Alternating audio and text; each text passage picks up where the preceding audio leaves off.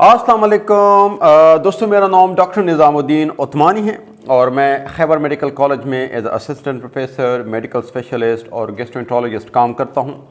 और आज मैं आपको एक अहम दवाई के बारे में बताऊंगा जो कि शुगर के मरीज़ के लिए मेरे ख्याल में एक नेमत से कम नहीं है, और वो है ट्रेलाग्लेप्टिन, जो कि ट्रेला के नाम पे अवेलेबल है। इसके अलावा इसके और भी बहुत सारे नाम हैं। ये अभी ये दवाई आई है, तकरीबन इसके 2-3 महीने हो गए हैं कि ये शुगर की नई दवाई आई है, और ये मरीज़ को हफ्ते में एक बार लेनी पड़ती है। हाँ जी, मरीज़ को हफ्ते में हम एक बार देते हैं, ठीक है।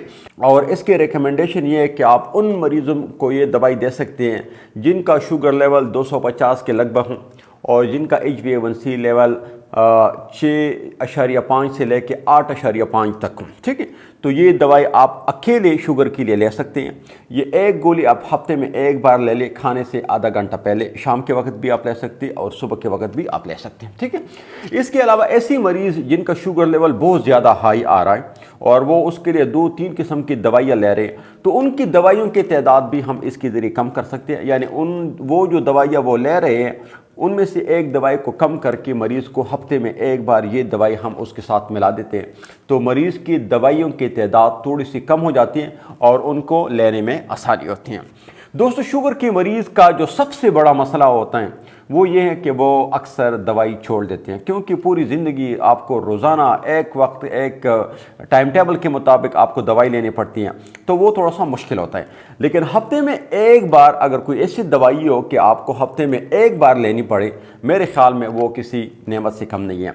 इसके इतनी ज़्यादा एडवर्स इफेक्ट नहीं है, मतलब ये शुगर को इतना कम भी नहीं करता कि बंदे को बेहोशी आ जाए, और इसके अलावा और भी इसकी कोई एडवर्स इफेक्ट नहीं है, कम से कम इसके एडवर्स इफेक्ट हैं।